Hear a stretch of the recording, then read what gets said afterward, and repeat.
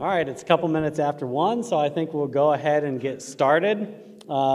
This is a session on perspectives on transportation performance management. We have 3 good speakers today, Frank Broen, Nelson Hoffman, and Matt Hardy. I'll be introducing them each separately as they come up to the podium. We will be taking questions in between each presentation, so get them ready. But first up is going to be Frank Broen. Frank is both a friend and a national expert in communicating complex transportation issues for planning, systems implementation, multimodal operations, forecasting and trends, and transportation data analytics. He also has, if you can believe it, 40-plus years of experience helping communicate transportation issues on the local, state, and national level. He started when he was 3 years old. So let's welcome Frank. All right. So thank you for the opportunity to share the results of this NCHRP synthesis that I was able to do. My story begins with a simple question: how good is your transportation system? But who is asking the question? Internal analysts, your DOT secretary, elected officials, or the public? Do you know that performance measures can be used to tell the story, and this synthesis explores how do DOTs do that? So I'm going to share my top key success factors and then tell stories from 5 states. And at the end, you're going to have 2 minutes for a small group discussion among yourselves about what resonated with you, and report back to me for 3 minutes before we actually ask questions. So in 2015, I reviewed all 50 states' efforts to communicate the performance measures. This visually shows how outcome-oriented and the ability to support decision-making I perceived them to be. After I finished the synthesis, I did another review, and I'm impressed by how quickly things have changed in the past few years, and I would say there has been much improvement. So I want to acknowledge the help of these key individuals. Tony first provided brilliant insight into the data gathered. This was Mary Catherine Duncan's first foray into transportation. She is now an owner of Metro Analytics, and she wrote most of the words that are actually published. Barry Mason provided key mentorship to keep me on track. The NCHRP panel members were key partners in guiding the project, and Jo Allen Goss was a very patient guide in keeping me within the synthesis boundaries. Her key concern was not to make any recommendations. You can now read the report. What I'm going to share with you today exceeds those boundaries. I'm also working with students at Rutgers University to develop a dashboard that will let you dive into the actual data gathered and explore the state's responses. So here is a 1-minute overview of what we actually reported in the synthesis.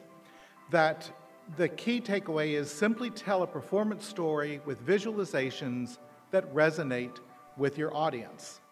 And in order to do that, you have to keep it simple, tell a clear story, connect to the audience.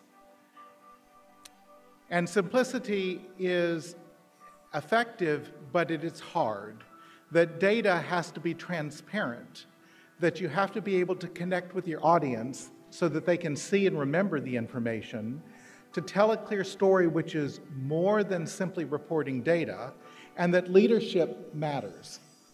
So that's a 1-minute overview of the synthesis. So why does it matter? Pictures are the key to telling a story that resonates. Telling meaningful stories is more than just reporting data. Dashboards are an effective tool that can tell a story that enables collaboration, and I'm currently speaking to those few dedicated people who can actually transform data into performance stories. So let's go deeper into these 5 key success factors and then share the story of the 5 states. The top takeaway: keep it simple. For performance measures, use line, bar, and pie charts with a title that tells the story. 80% of the visualizations examples that were given to me were simple charts with descriptions. Infographics help emphasize important points. Maps provide a rich context to understand where challenges exist. Dashboards maximize increasingly limited face-to-face meeting time. But simple is relative. Finding solutions to challenging problems involves more complex visualizations. This may be what simplification of big data looks like for analysts who understand the data. Yes, but achieving simplicity is hard. It requires considering many factors, such as the text that describes the data story, the clarity of the message, and the effectiveness of the visualization. So 2, tell a clear story. Graphics help people understand and share the story. State DOTs are finding ways to tell their performance stories with effective visualizations that resonate with their audience. A story-rich dashboard that supports the executive leadership's message can help focus the organization's work to meet its stated objectives. The synthesis shows that data stories can document current status, show a trend over time, show progress towards a target, tell a performance story, support a policy, inform long-term planning, inform medium-term planning, and inform day-to-day operations. Yes, but telling meaningful database performance stories is more than just reporting data. A story is not effective if it's not seen or remembered. Even good stories, like seatbelts save lives, are not acted upon. And evaluating effectiveness is a significant challenge. So 3, resonate with your audience. Your message must be seen and remembered. The state DOT dashboards deliver information in a structured system that communicates with multiple levels of clearly defined audiences. So sharing the same data information and stories with internal and external partners helps them work together to accomplish common goals. Internal decision makers have to prioritize and manage limited funding. External stakeholders make decisions and provide funding. Internal analysts want detailed data to find problems and solutions, and external audience wants to know how well is the system functioning. Yes, but visualizations can create a foundation to build partnerships within DOTs and between interested stakeholders that enable collaboration. The challenge state DOTs acknowledge is that increasing amounts of data can make it difficult to deliver performance measures effectively to all the intended audiences. A story-rich dashboard that supports the executive leadership's message can help focus the organization's work to meet its stated objectives. So 4, make data transparent. Accurate, consistent information builds trust over time. A strong foundation of performance-measured data is necessary to allow analysts to analyze and share information accurately and effectively. An information-rich dashboard is an educational tool that allows more person-to-person time to focus on explanation, analysis, and solution strategy planning instead of just locating data and finding reports. Story-rich dashboards can transform the organization's work and drives the desire for information and participation. Yes, but performance measure data has to be well governed. DOTs are having to adapt to become more resilient and responsive to the increased transparency that accurate performance measure reporting can create. The performance story told by data is not always positive. Increased trust also creates the challenge of increased accountability, and it is difficult to deliver all performance measures effectively to all the intended audiences. So, 5th point, leadership matters. Top-down support encourages bottom-up excellence. Building partnerships within DOTs and between interested stakeholders enables collaboration, as this VDOT dashboard will show in just a few slides. But engaging leadership in shaping DOT stories that incorporate performance accurately and telling the performance story is a considerable challenge. These individuals always have a significant demand on their time and the resources that they manage. So delivering the performance story quickly and a clear visualization can improve decision-making for the organization. Visualization provides insights, but it does not yet offer a complete solution. With so much data, it's hard to deliver in an intuitive system, and determining ways to evaluate the effectiveness of visualizations would be a big help. So that summarizes the key success factors. Let's look at 5 state stories. Beginning with one of our pioneers, Washington State DOT uses performance journalism to tell their agency's story. So performance journalism originated as a commitment to the people of Washington State to restoring transparency, accountability, and credibility and their ability to meet performance expectations. Visualizations use simple language. Performance journalism communicates distinct stories. They explain the who, what, when, and where of what is most currently happening in the transportation system.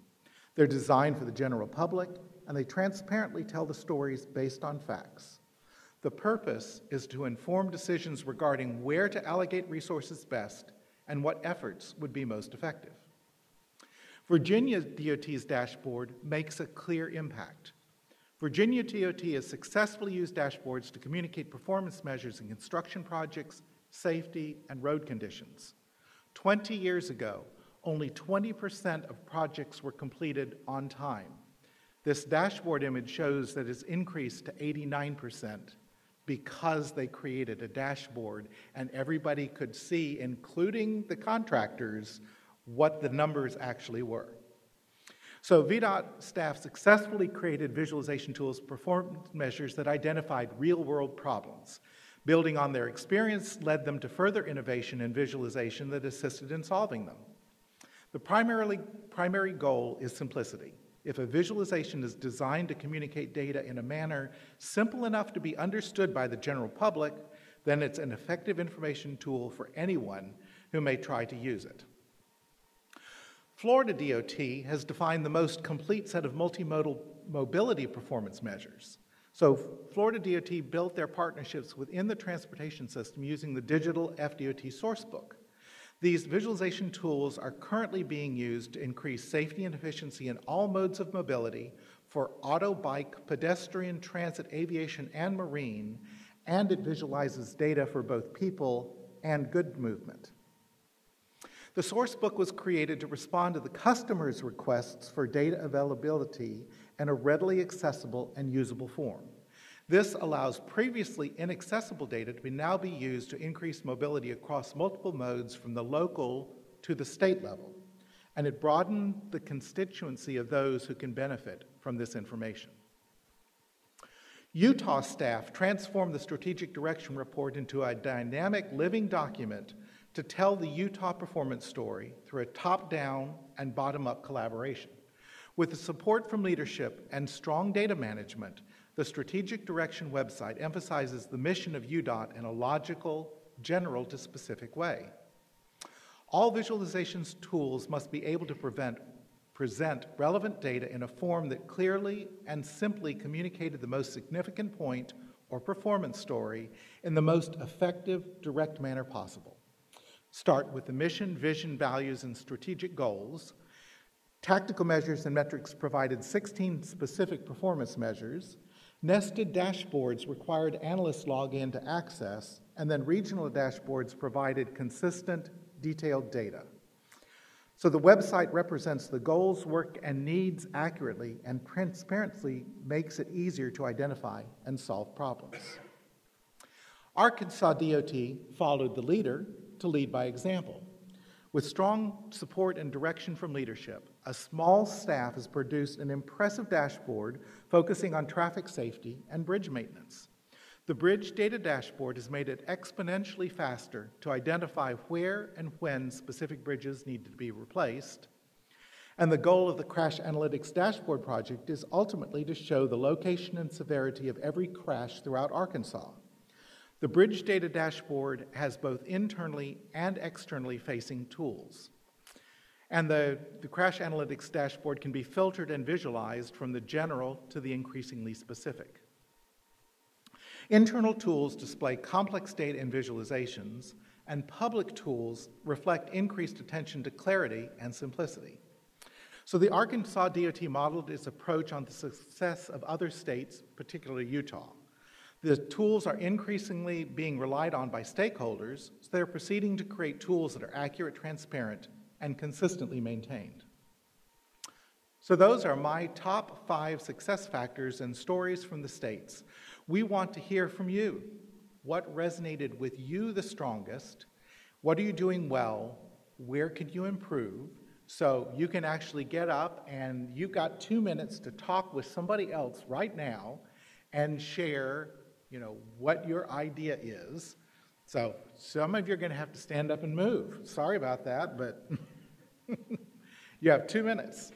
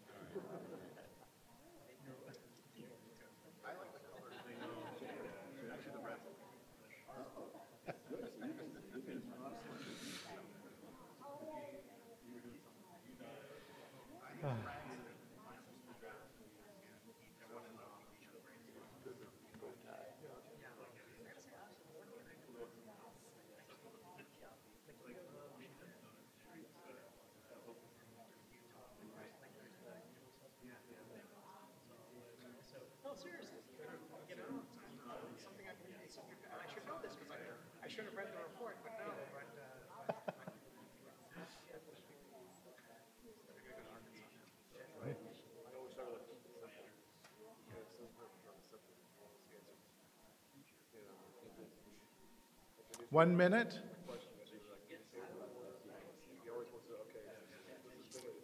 And I do want to report back from the groups.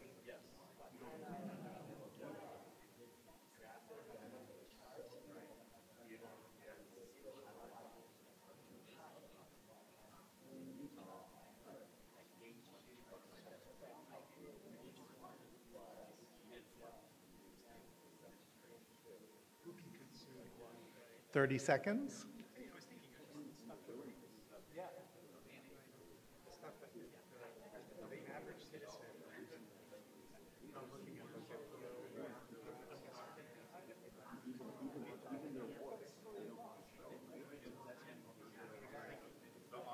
Ten, 9, 8, 7, 6, 5, 4, 3, 2, 1. Thank you. Can I hear some ideas of what resonated?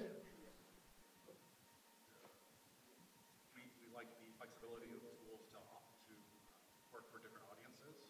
Okay, tools to work for different audiences. Back here. So keep it simple.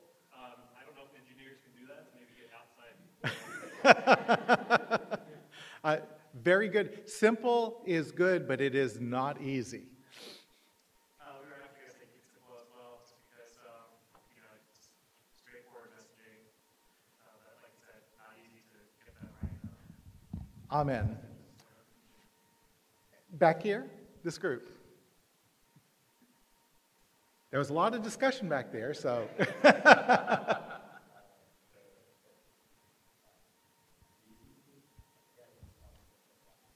Okay. The performance journalism. Yeah. So that was an excellent, I'm most impressed, and Washington State did that because they lost the trust of the government and they stopped getting funding. And so they realized that they really needed to do something significant, and that's where the performance journalism began in Washington State. So they, came up with this concept of performance journalism, and they tell the story. It's told in that title and subtitle. That's the story that the graphic actually supports.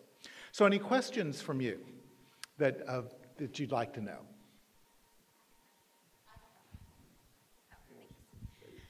So going on the keeping it simple, because I too struggle with keeping it simple sometimes. You overthink things, you have a lot of ideas that you want to share. What would be your recommendation or thought process to help us keep it simple? So you need to know what your story is, and you need to be able to tell your story in one sentence. And if you can do that, then you can create the visualization that tells that story. That's not easy, but that's where to begin. You know, so two sentence? Does it have to just what about two sentences? Yes, I mean when you report it out, you know, that story. But actually, literally, you should be able to just tell the story in one sentence. Now, you may need to put context in with a second sentence, but that is the key to this. It is not easy, but it can be very effective. So that would be my recommendation, and backed up by what I actually saw in the synthesis. Thank you. Where do we find the synthesis, Frank? The synthesis is online. It's free. Can I ask how many have actually read it? Okay. It is online. You know, I think it's a well-done report. You've seen the if you just search for NCHRP 584, if you NCHRP Synthesis 584, it will take you to the TRB NCHRP website, and you just download it from there. Any other questions? They said Washington was kind of motivated by failure, or the other. Is that more common than? So Washington was motivated.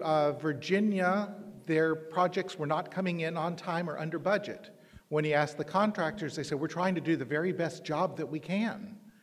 And they weren't being asked to do it on time or within budget. Once they put the dashboard up, things changed dramatically quickly because they could see red, yellow, green.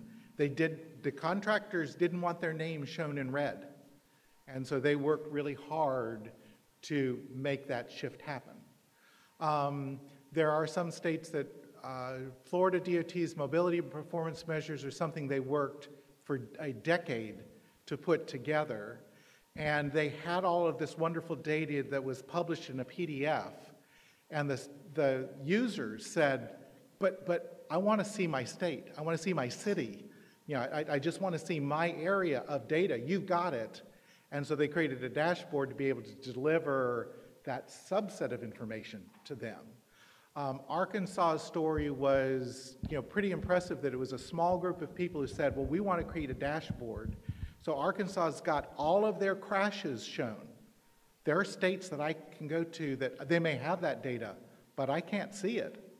Arkansas published it. So, you know, motivated by very different things.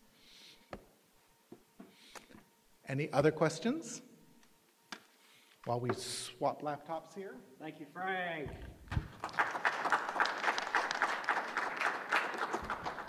We're going to switch laptops and back to the question about, you know, one sentence. I remember, I think it was in 8th grade English class, we read Les Mis, and Victor Hugo, who was known for being long-winded, I think one of his sentences in that book is like 800 and something words, so, you know, have at it. So Nelson Hoffman is our next presenter. He is a transportation specialist with the Federal Highway Administration Transportation Performance and Asset Management Team, primarily involved with policy and guidance with a focus on growing collaboration with stakeholders. He's been with FHWA for 17 years at a variety of locations, including the Office of Infrastructure and the Massachusetts, Vermont, and New Hampshire division offices. Prior to FHWA, Nelson worked for the Vermont Agency of Transportation, the National Park Service, I'd like to hear more about that, and nonprofit environmental organizations. He has a BA in economics from Boston University and an MS in environmental sciences from Hopkins. Nelson. Great, thank you. Thank you, Michael, for the introduction. And oh, look at that, it's on the screen. It's different than what I'm seeing.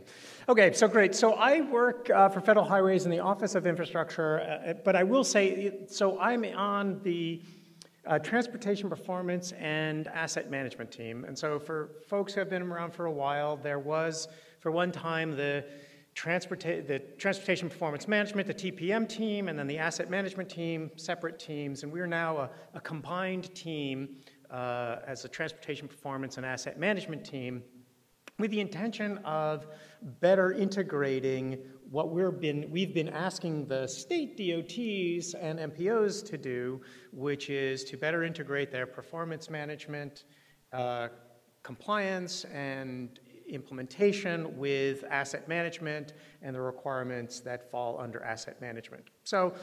But today I'm going to talk about how Federal Highways is telling the transportation performance management story surrounding the 17 federal performance measures. I'm going to provide a little bit of background on TPM and the performance measures, but then I'm going to spend the majority of the time discussing how the conversations we're having, what we have done with visualizing the data, and thoughts that we're having going forward. If this works. Wrong one. How about try that one? All right, hold on a moment, please. I'm not seeing what you're saying.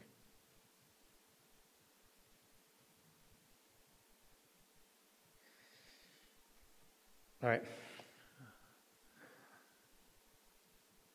Having trouble getting into slideshow mode. But anyhow, this is the disclaimer. So anything that I say you can't hold against the federal government. You can only look at the slides and what is in the slides. So really, it's just sort of general disclaimer that that what really what is important is what you see at the websites that I take you to and what is in our slides. So this is possibly for anyone who has been involved in TPM, involved at the federal level. You maybe have seen this slide multiple times beforehand. It's the elements of transportation performance management for federal highways. And these 6 areas, just as an overview, there are 7 national goals that came from the statute. 6 of them have performance measures directly associated with them. The last is about time and delivery of projects, and we don't have performance measures specifically for those. There's the measures themselves. Some were in the statute, and the majority was left to the US DOT, Federal Highway Administration, to generate with those performance measures through rulemaking. Those performance measures then have targets that the state DOTs and MPOs are required to set. There are some of the 17 performance measures that are applicable only to certain MPOs, but for the most part, there's 17 performance measures. Also written into the regulations, the expectations that these performance measures, the national goals, are incorporated into planning documents. And then the reports, element 5, we're going to be talking about the reporting and then the visualization of that reporting that comes to us, and then the accountability and transparency that results from that reporting, and actually primarily through this visualization we're gonna go take a tour on. All right, so now we'll get out of my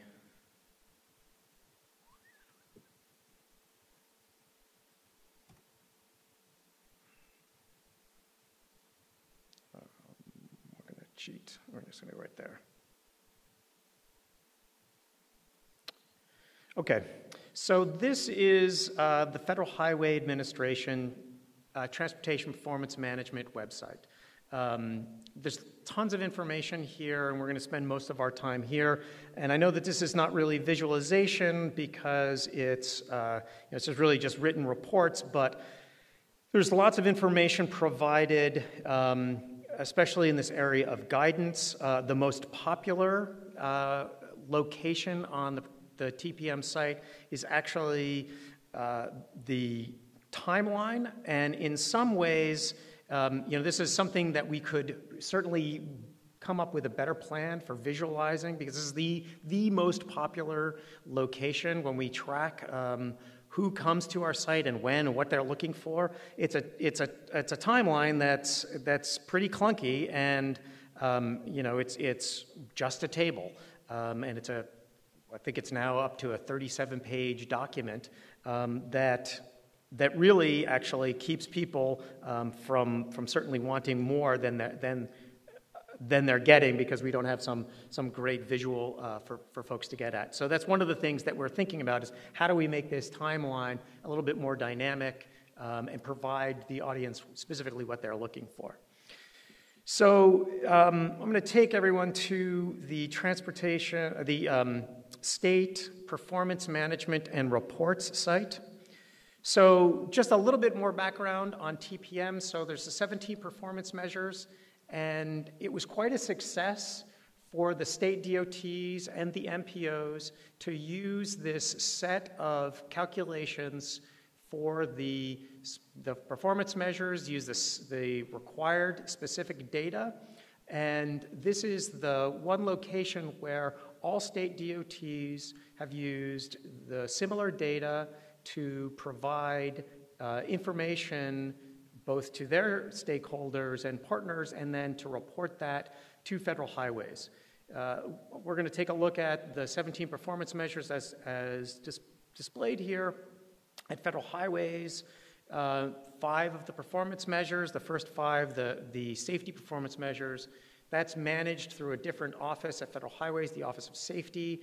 There's some different requirements on the reporting that's reported annually.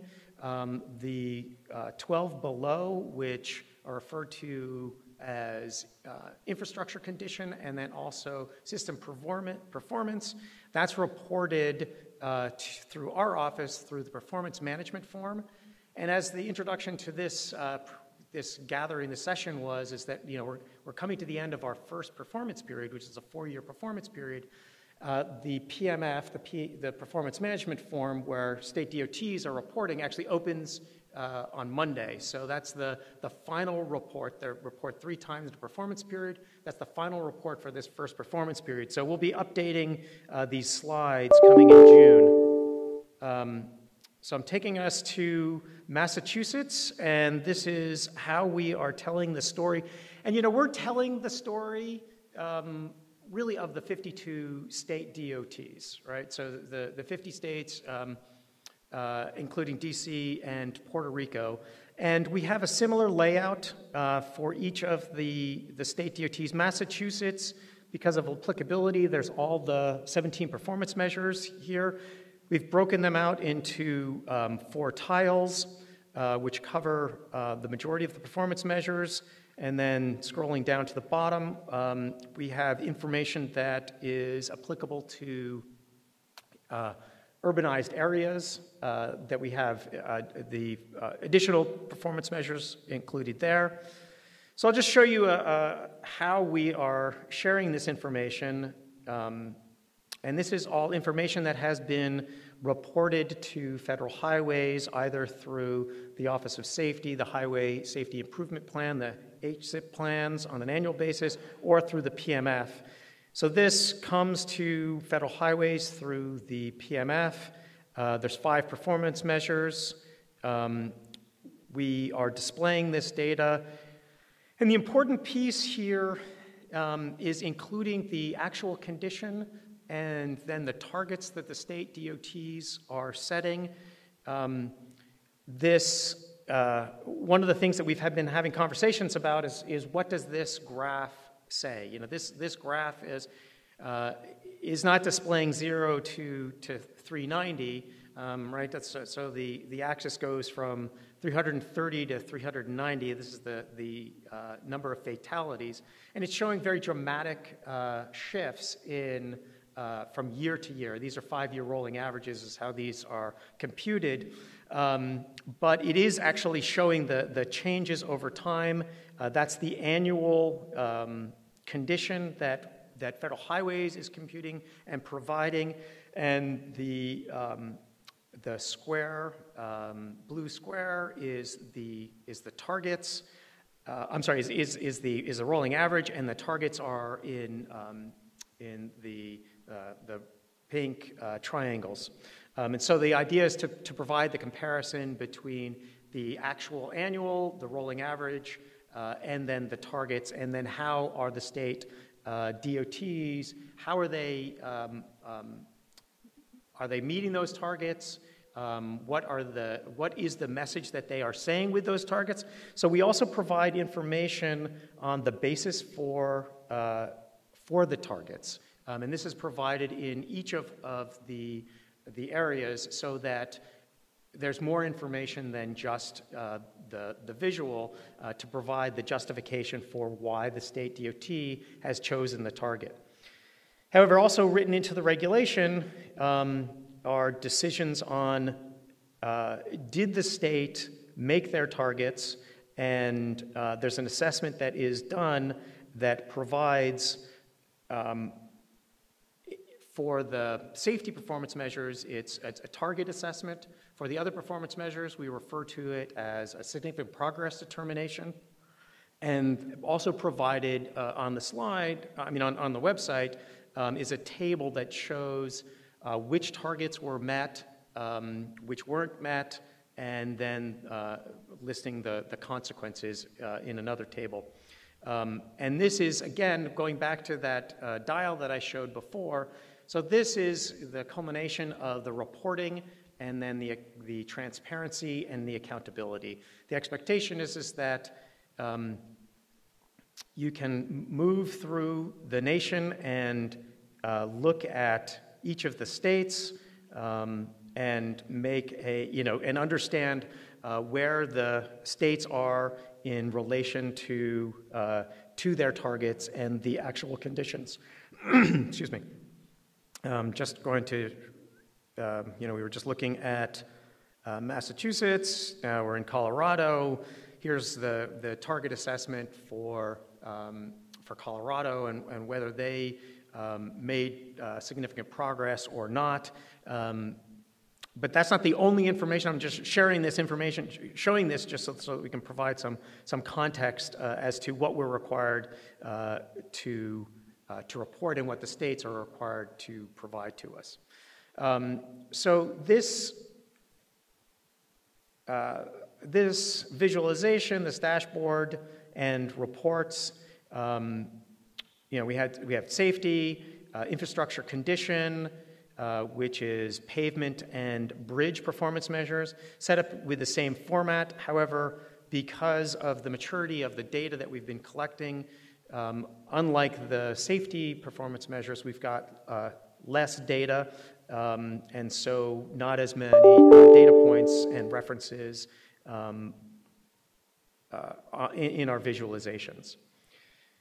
So one key piece for us is, as I said, is that we're mostly telling the state's stories because that's the data that we have and that's what the regulations provide us and are required. And so you can click through all of these states and see each state's story as it relates to the transportation performance management performance measures for these 17 performance measures. However, we thought that it was important for us to provide some additional information for a national total. What does this information look like when we bring it together? And it's not for the targets, but we have just begun developing a national performance dashboard, and we focused on pavement, interstate pavement, and bridges. We are not making comparisons for targets. I'll show you something that we have done with the targets that the state DOTs have provided to us and some of the aggregation of that information. But we feel like that while that state dashboard and reports, which give us an opportunity to tell the state's stories, what they're telling us, and then us returning that back to the public for the accountability and transparency, we also wanted to provide national totals. And these national totals are based on the actual condition. And it's not too exciting at this point. It's a young requirement. And so at this point, Right now, we only have 3 years of data that we're displaying. We're going to get more. We have more now. It's been recently validated. It's got to work through our internal process to get it up on the dashboard. We've got the pavement condition, and we are moving, and then also the National Highway System bridge performance measure conditions. There's not much movement that you can see, but it does give a sense of where the systems are from a national basis. We're working with other offices in Federal Highways, Office of Safety, Freight, Operations to get the other performance measures and the national totals that are here. And though Federal Highways isn't making comparisons from one state to the other, we looked at Massachusetts and Colorado earlier, we haven't done sort of a benchmarking at this point for making a comparison between those states and the other states, but we have provided some tables that do show comparisons over time. This will evolve over time. We've only have this right now for interstate pavement, at least publicly, and we have all of this information, of course, internally, but that we've posted publicly, and it provides the comparison by or benchmarking by state, and then the national totals. But that is a direction that we would like to move, is expand the story that we are telling in addition to the state required reports that have been provided to us. And then lastly, I will just say that this site has, I really just sort of encourage folks to visit this site, drop us comments, let us know what we're doing well, what we're not doing well. We're always looking for feedback, right? And we can only think of what we would like to see on these sites, and there's only so much that we can provide. So I know it's a small group of people here, but if you get, if you're bored sitting on a plane, take a look at the TPM website for Federal Highways, click on our dashboard, both the state dashboard and the national dashboard, and certainly provide some feedback. We've had some good conversations with folks, and honestly, there's a lot that I've been able to take from this conference. So with that, I'm going to close and open for any questions.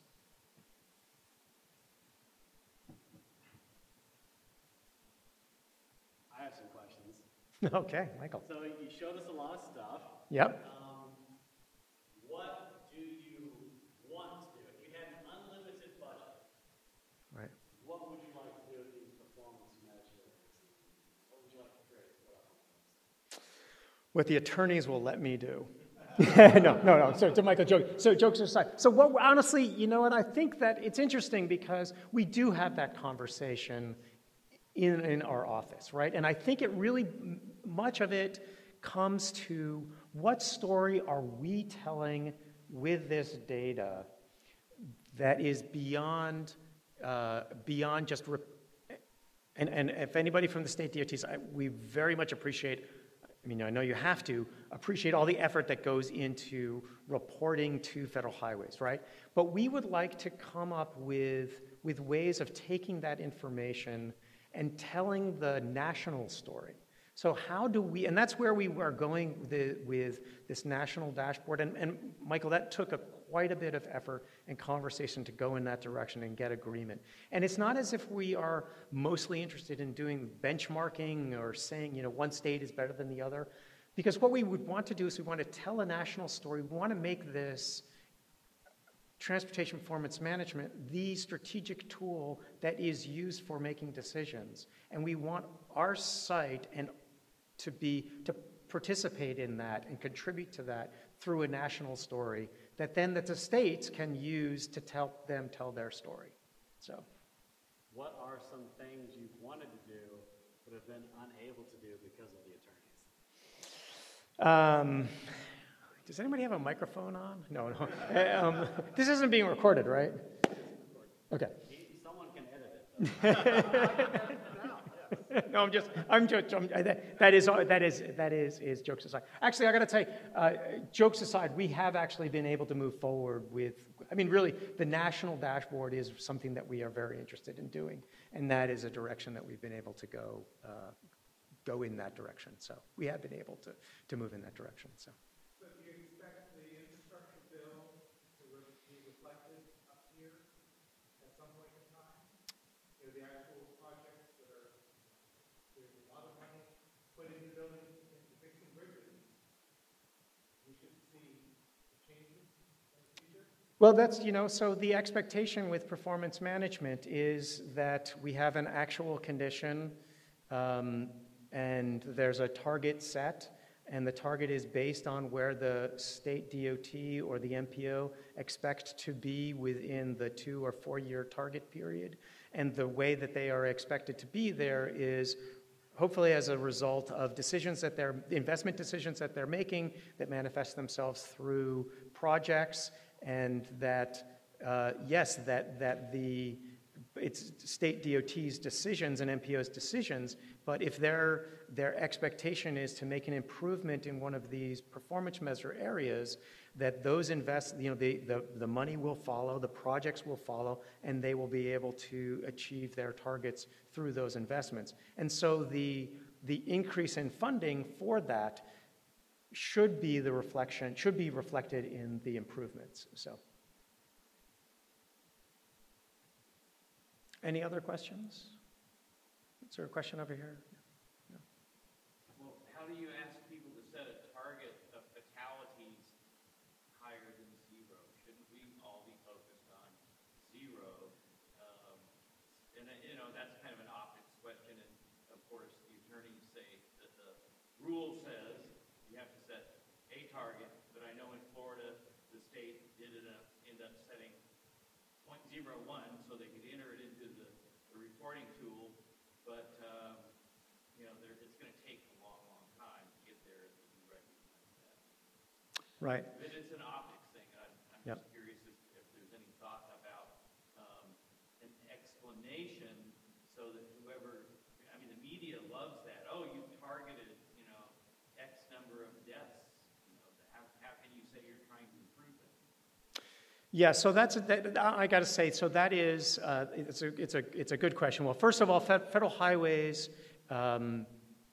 encourages evidence-based and data target setting, right? But Federal Highways does not dictate how states set their targets. So states can choose to set their targets, and MPOs can choose to set their targets as they want.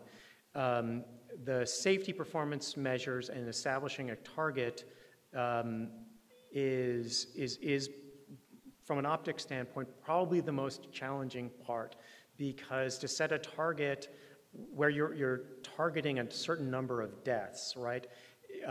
That's one way to imagine. The other is to say that the objective is to achieve 0 deaths in safety, but how do we get there? So if you're currently, the average for your state is 500 deaths annually, but your goal is to get to 0, which is admirable and good. How do we get there? That's not going to happen in 2 to 4 years. So the TPM targets are expected to be used for managing towards achieving the goal of 0. And so to use the targets to go to what Frank was talking about, making decisions about how you are setting your investments and what programs you're using. But we understand the difficulties and especially for a state that has increasing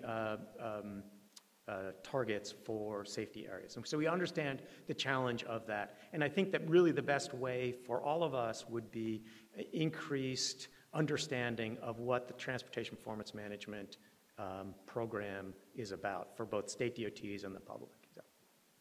I guess I have a follow-up question, comment about the measure that we use to look at congestion, which is reliability. And if your roads are constantly congested, then they're very reliable. So you could target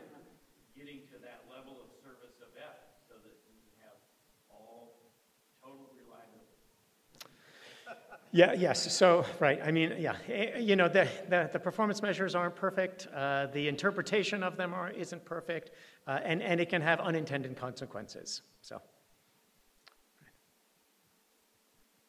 Any additional questions? Thank you, Nelson. All right, thank you, appreciate it.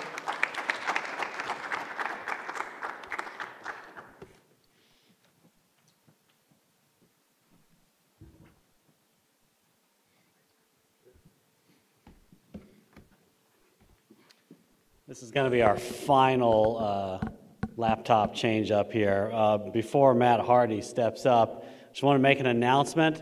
No, you can be up here. It's all right. Before you step up. Anyway, there's the closing session supposed to be at 3 o'clock. It is no longer at 3 o'clock. It is going to be at 2:30 in this room, right after our session session ends. So, you know, you can speak for like 35 minutes. Just keep it going. Okay. So, yes. So stick around, please. Don't run out. That's where we're going to wrap everything up. So for our final presenter today, we have Dr. Matt Hardy. He is the Senior Program Director for Planning and Performance Management at AASHTO. In this capacity, he manages AASHTO's policy and technical activities related to transportation planning, performance management, including asset management, organizational management, and risk management, planning research, and data management in collaboration with the state transportation agency representatives and association leadership. He serves as AASHTO's lead on the policy aspects of connected and automated vehicles. Matt is married with 2 kids and lives in Falls Church, Virginia. An avid bike commuter, Matt's philosophy is, there is no bad weather, just the wrong clothing. Welcome, Matt. Thanks, Michael. Following up on Nelson, it's simple, right? All this stuff is just simple, and we can just go, right? So keep it simple, and we're good. I'm challenged by the keep it simple because it's not, right? I asked the question yesterday. I talked with a reporter. When I say a regular basis, like 2-3 times a year, as this new performance management data comes out, Ian Duncan calls me up and says, "Hey, can we talk about this?" And 2 hours later, after talking with him for 2 hours, it's not simple. But when I read the article, it's like one little sound bite. It's like, well, yeah, but So if you walk away with something from my presentation, it's not simple, and we're trying to figure out how to make it more simple, but how to tell this sort of story. I think that's a common theme that I know I have with Nelson and FHWA, is to try to tell the story. And right now, the state DOTs at sort of a national level, I don't think are telling their story. You have lots of other organizations telling a story for them. So ASCE, Transportation for America, some of the other groups come out and kind of collect all this different data and analyze it the way they want to tell the story that they want to tell. We're going to try to change that at some point. I want to talk about specifically a little bit about where we came from and kind of where we are, and then dive a little more deeper into some of the safety data. And I am going to compare, and I think that's fine to do in general if you understand what you're looking at and some of the nuances. But the other more important thing of just not comparing, I think, is benchmarking, right? And I think benchmarking as a technique has been used, well outside of transportation. It's used in transportation, I think, on the transit side. They kind of benchmark themselves against other like agencies. We have a tool, I'm not going to show it, but we do have a tool that we created. It's a benchmarking website. We have a great resource called the TPM portal, tpm-portal.com. If you've ever been on any webinars, I always promote that, but tpm-portal.com is where we have a lot of good information about this stuff. There we go. All right, so the performance management journey. I started at AASHTO in 2010. I've been there for almost 13 years, and for 10 of those years so far, probably 11 years, I've been dealing with performance management in some way. We just recently completed, I think at the end of last year, the first reporting cycle, the 4-year reporting cycle. That data is going to be entered in I think it has been entered. We started the next 4-year reporting cycle, so we have some good data that we're going to try to transform into good information that we can use to support this overall decision-making process. But it started back in 2012 with MAP 21, the Moving Ahead for Progress in the 21st Century. There was about 3 or 4 years of rulemaking, of the whole regulatory process taking place, and then we really got down to business in about 2017, 2018, where all the states, many MPOs, started actually establishing targets, reporting on those targets, and really sort of implementing this national performance management framework. And this is the journey from the national, federal level. Many states, many MPOs, many transit agencies have been doing performance management for a number of years. So I would say this isn't necessarily new. What's great about this is that we have a lot of consistent data and everything that we'll be able to use moving forward to kind of look at, tease out some good nuggets of information. So what is this performance management paradigm? I kind of think about it in sort of 4 different buckets. One is this idea of establishing targets.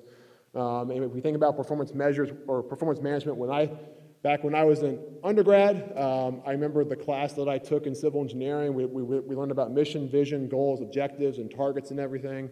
It ultimately comes down to establishing targets, and there's a whole debate about, how do you set targets? Or should they be aggressive? Should they be achievable? Should they be easy? Do you want to maximize performance versus, I say, play the game, check mark in the box? Like, what's the requirement? Let me just do it, let me be done with it, and get back to my day job.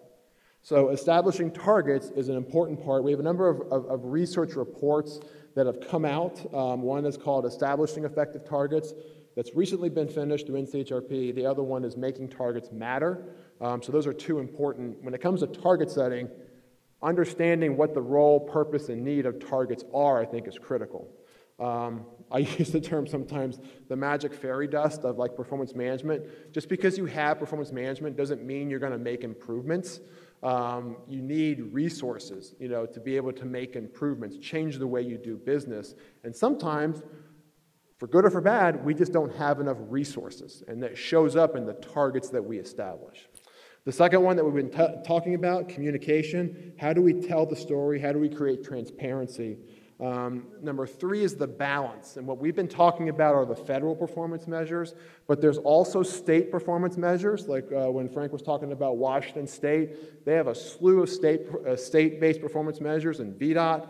But they're also local measures, right? So all these things have to come into play, and the state DOT oftentimes is in the center of that, trying to deal with all these different things going on. So it's a balance, and it's not a versus. It's an and. It's not like federal versus state versus local. It's federal and state and local measures all having to come together. And then finally, we want to have accountability. I mean, that's, I think, ultimately why you want to have performance management, all this information being created. You have to be held accountable in some way. You can be held accountable in different ways, but ultimately, it's about, being accountable for the performance that you said that you're going to deliver. So from the data that has been coming out, there are a number of what I think of are interesting questions. I have a PhD, so I love asking questions and doing research. So you can read them up here. How many states have made significant progress? Right? Is it all 52? Is it only 2? And then the question is, well, why? How did they make significant progress? There are different ways that a state or an MPO, well, the states are the ones that are assessed, can make significant progress. Did they reach their target, or were they better than the sort of baseline assessment? How far off from the targets were they, right? So Florida, DOT, somebody brought up Florida, they set a target of 0 for their fatalities, serious injuries, and crashes. Everything is 0. I can guarantee you that they're not going to reach their target, right? So is that good or bad? I don't know. Some states set an easier target for themselves versus other states. I have some data, some visuals to kind of show you. So the question becomes, if you set an easy target for yourself and you easily made that, should you get the check mark in the box of yes, you made significant progress, versus a state that was off by 0.5% or 0.02%, but they set a much more aggressive target for themselves. Right now, they did not. They're not able to make significant progress. So how far off were you? What kind of targets did they establish, improving or declining versus a goal versus an objective? We can talk all day about improving and declining performance and what we need to do. Are there other techniques that could be used to determine making significant progress? That's a sort of an important question coming out. Kind of gets into the details of, and I was talking with Nelson about this, when the first rulemaking, that what we call the Notice of Proposed Rulemaking, came out for the safety performance measures, they had this very complex process, proposed process of determining, did you make significant progress? And it was sort of a range of, were you within 5 or 10% of, X number? And in the final regulation, they simplified it pretty much. It's like a black or white. Did you reach your target, or did you not? Yes or no? It's simple, right? But it's complex. It's more complex and nuanced, I would say. So anyways, what's the correlation between target setting technique and kind of making significant progress? Is there? This goes beyond sort of just visualization. And what was the impact of sort of long-term goals, like a Florida DOT towards zero death, zero fatalities, zero serious injuries, on target achievement and making significant progress? So let me get into sort of some of the safety analysis that we did. So those questions we tried to answer with some preliminary analysis. If you're from a consulting firm, stick around for the end. There's a nice NCHRP project that's going to be out there at some point in the next probably month or so that's going to be able to go into a lot more detail. So Nelson mentioned this, but there are safety performance measures. These are 5 of the 17 performance measures. Like we call them PM1, or like the first category of performance measures. So there are 5 of them. Number of fatalities, fatality rate. So I think yesterday the Washington Post graphic designer said, hey, not just the count, but the rate as well. So that's very important. Number of serious injuries, serious injury rate, and then number of non-motorized fatalities and non-motorized serious injuries. So what I've heard on the news a lot, so going back to the sort of the nuance, it's not as simple as you might think it is. The number of non-motorized fatalities and non-motorized serious injuries, are we double counting those in some way?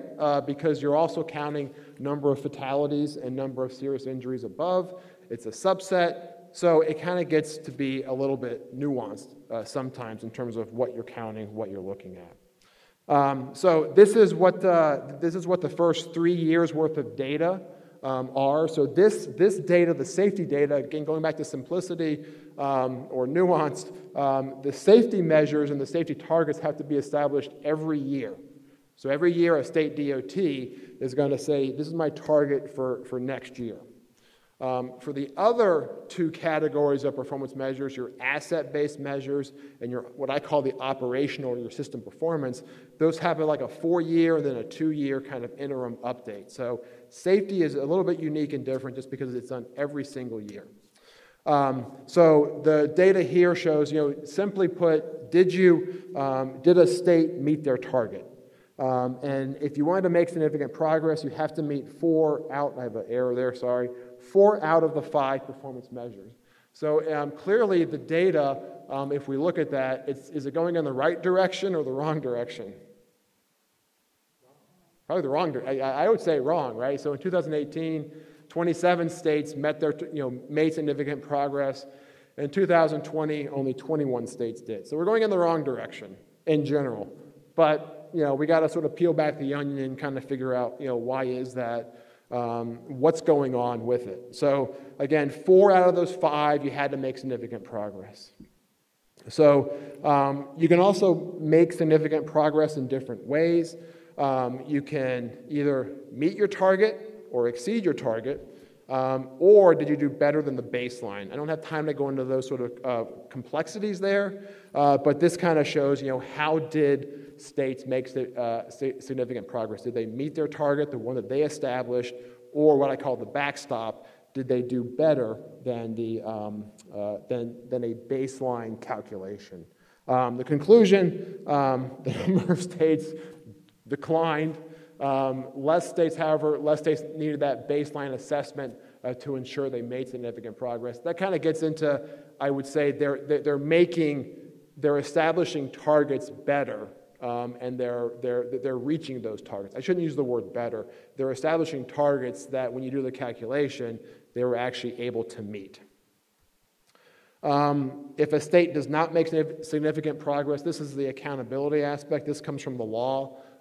They're held accountable. It's not that it doesn't have that big of an impact. They have to write a report about what they're going to do better next time, and then they have less flexibility in terms of how they spend their safety money.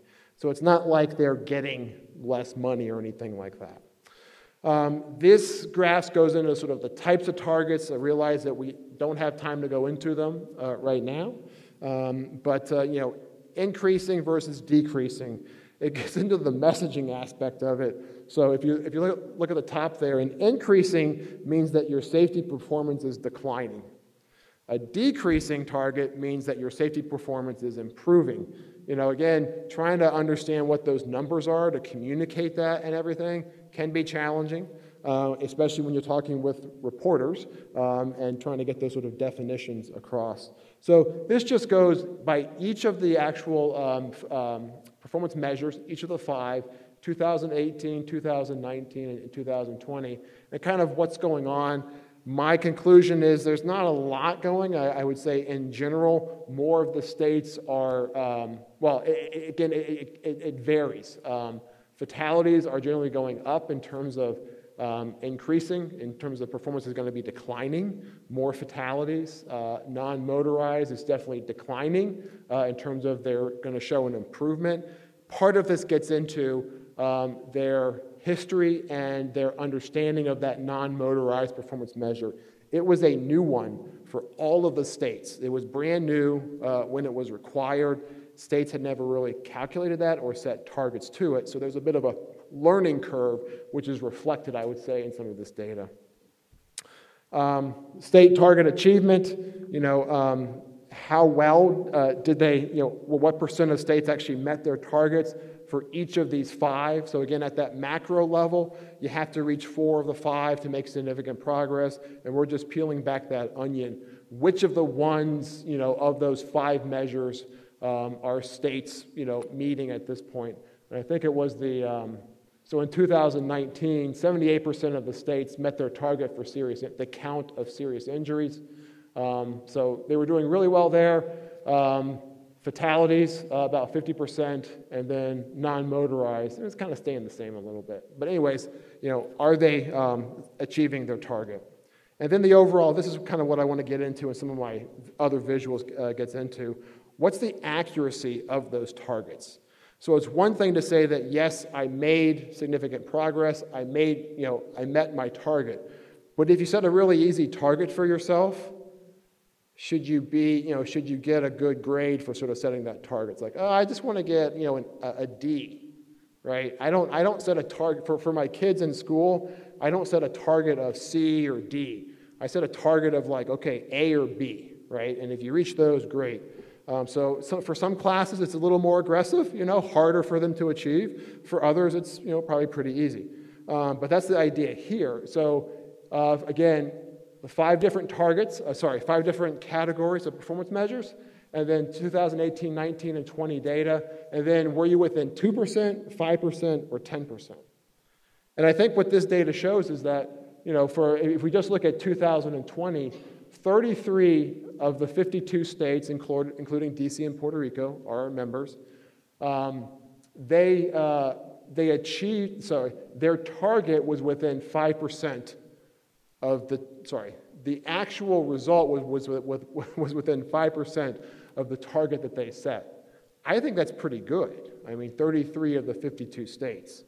So then it kind of gets back into, are we determining significant progress in the correct way? Is there a better way to do it to better reflect that, if you have, I'm not sure, 33% is probably 70% of the states are within 5% of their targets. That's probably pretty good. 45 of the 52 states are within 10%. That's probably pretty good as well. So anyways, that's what that data is. And then what we also try to do is kind of visualize this. So this is the percent difference between actual and your target. So green means good. It means you met your target. You set your target for 100 fatalities, and the actual number was less than that. It was 99, 98, 97, 96. To the left, it means you did not meet your target. You set it for 100, and there was 101, 102, 103. So you can see that some states are really accurate, right, where that black line is. So to the right, all those states met their targets. All the states to the left did not meet their targets.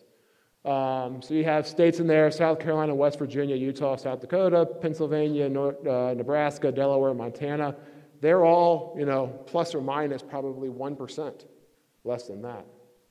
But Pennsylvania said, no, you did not make significant progress because you were over, the actual number was over the target that you established.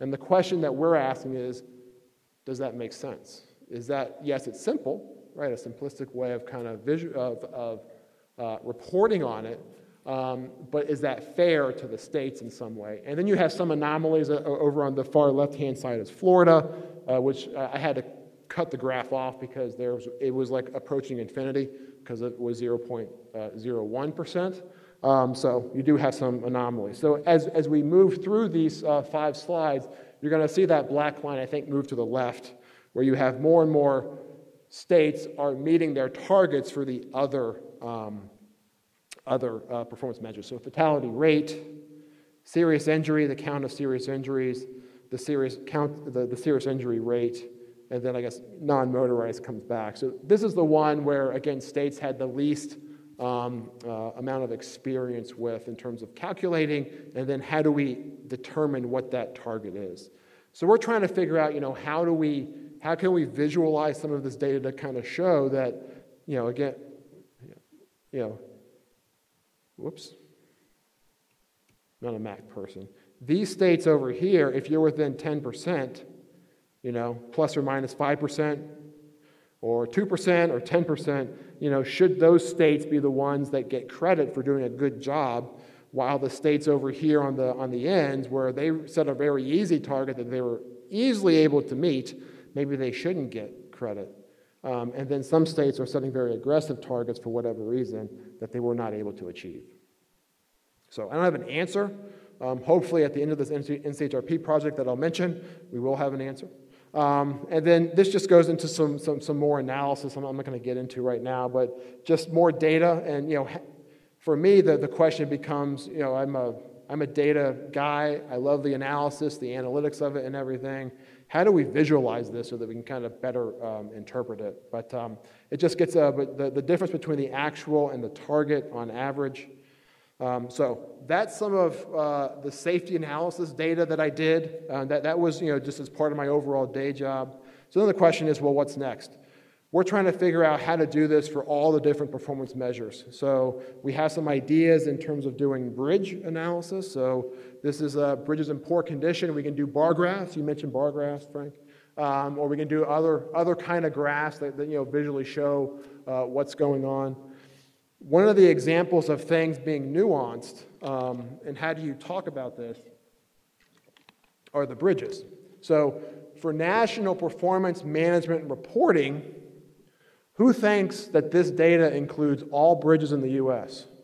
Does it include all bridges in the U.S.? It's kind of a trick question. It's like when I teach, I ask a question like this, the students are kind of, oh yeah, I think I know what the answer is. So you're correct. The bridge performance measures only include bridges carrying the national highway system. Who knows what that means in this room? Bridges, besides Nelson and me, I know it because I lived it, bridges carrying and what's the difference, right? So bridges carrying the NHS means it has to be, signed as an NHS bridge. But bridges that that cross over The NHS, it could be a local road and a local bridge. If it crosses over the interstate, it's considered an NHS bridge, even though it might not be signed as the NHS, the National Highway System. But it has to be carrying the NHS to be included in this data set. So when I start talking to reporters, just like many people in the room, their eyes start glossing over and everything, going like, okay, I don't care, it's just the number of bridges. But for the states and everything and how we report the data, they have this data set, right, which is bridges, national bridges carrying the NHS. They have another set of data, which is this data plus all the other bridges in their state, right? And a state DOT is managing not just the bridges carrying the NHS, but probably for all the bridges in the state or the ones that they own. So this is where we start talking about the national performance management paradigm and how do you communicate it and how do you visualize it and how do you tell the story right there. How do you tell that story, just the nuances and the complexities of what's included in the data? But I digress. And then we have pavement. So again, trying to figure out how do we visualize some of the pavement data. And then interstate reliability, where if we just make it all congested at the same time every single day, it's very reliable, but it's going to be a crappy trip, kind of thing. So how do we start communicating that? And then, so that's what we're trying to do for all the different performance measures. What we've done initially is to just do a first take at this, trying to understand what type of targets are states setting when it comes to these national performance managements. Are they showing an improvement in performance or a decline in performance? And that's what some of this data is showing. Is it showing constant performance? This is important because I'm not sure if anybody follows this, but I was heavily involved in developing AASHTO's comments on the GHG, the greenhouse gas emissions. One of the big, I would argue, big changes to that that could affect other areas is that the proposal is that your targets for GHG emissions have to either be constant or show an improvement in performance, which is a decline in GHG emissions. The problem is that if you have a data-driven approach, your data, your analysis might show that everything that I have control over might not show an improvement or a decline in GHG emissions, or an improvement or a decline in safety measures, or an improvement in bridge condition. It just might be outside of my control. So how do we communicate something like that? And we're having a hard time doing that because many people think that a state DOT, just have people travel differently. Well, who in this room wants to travel when it's 10 degrees outside on January 3rd and there's a little bit of snow on the ground and bike to work in DC? I think there's only one person, that's me. Because I'll do it, because I got a mountain bike and I got my gear and everything.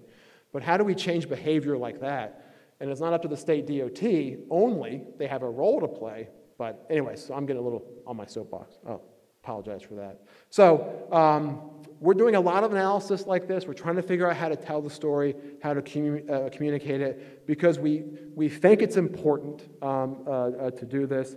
We think it's important for the states as critical infrastructure owners and operators to kind of help tell the story in some way.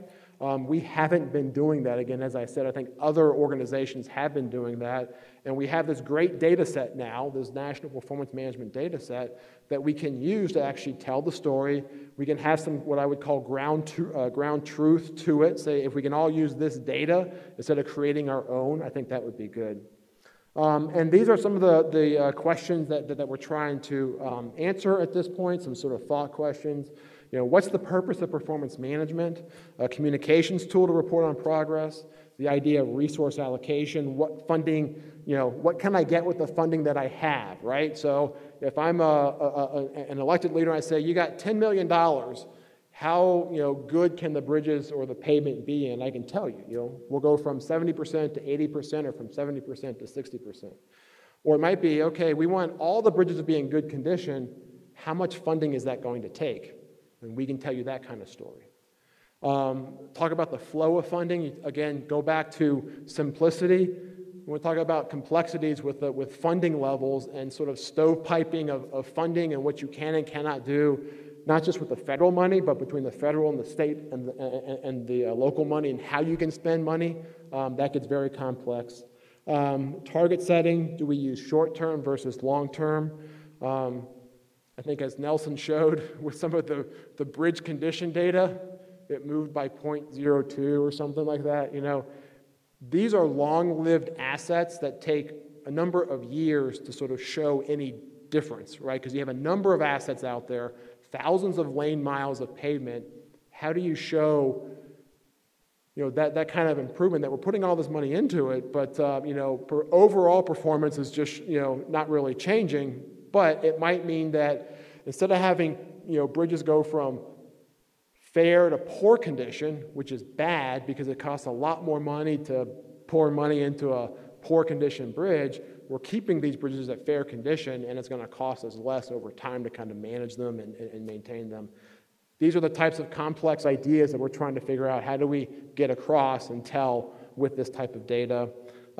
Establishing, I talked about directionality of targets, and then assessing progress. So we're trying to, those are some of the thought questions that we came up with within the committee that I deal with at AASHTO, and that yielded a new NCHRP project that is getting funded.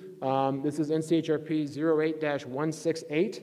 It's called the Analysis and Assessment of the National Performance Management Data. We have two goals. One is to prepare an authoritative analysis and assessment of the national performance management data, and then provide recommendations on future capacity building activities and possible new performance measures. So this is, again, an NCHRP project. It's $550,000. So if you're from a consulting firm, start writing this down. I can say that the panel met, and I think the RFP should be coming out within the next month or so. And then you can all sort of bid on it and compete on it and team on it, and hopefully we'll get some great information out of it. But this is an important one. This is one that me personally, I want to get out of it in terms of how can AASHTO, supporting our members who really support the National Cooperative Highway Research Program, get some nice visuals. How do we tell the story with this data, and that sort of thing. So with that, I will stop. That's my contact information. Feel free to contact me if you have any questions. You can ask them now, or you can ask them later. I know Pat Who's walking in, so we're getting ready to close up shop here. Good job, Matt. Any questions for Matt? Oh, come on up.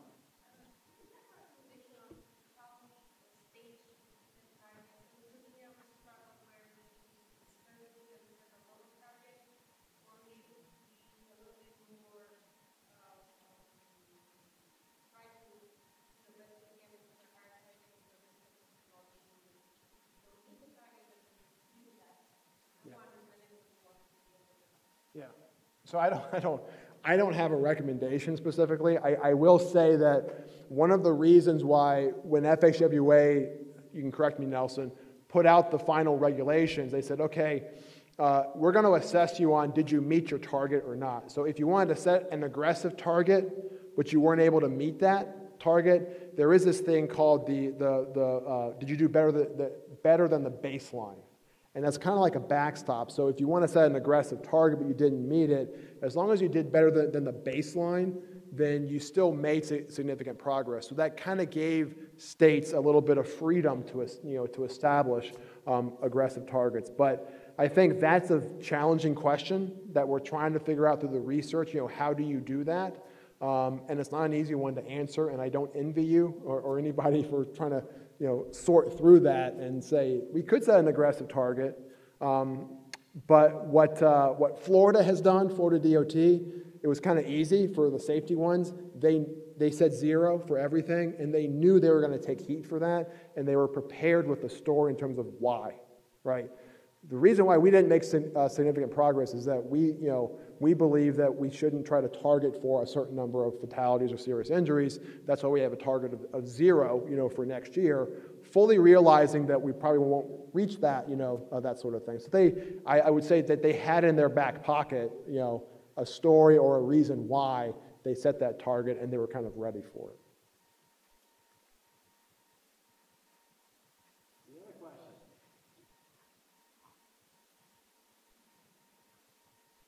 Excellent job, Matt. Thank you.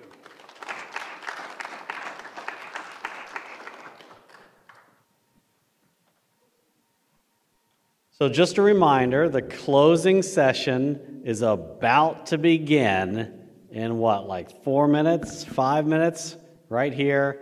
So don't go anywhere.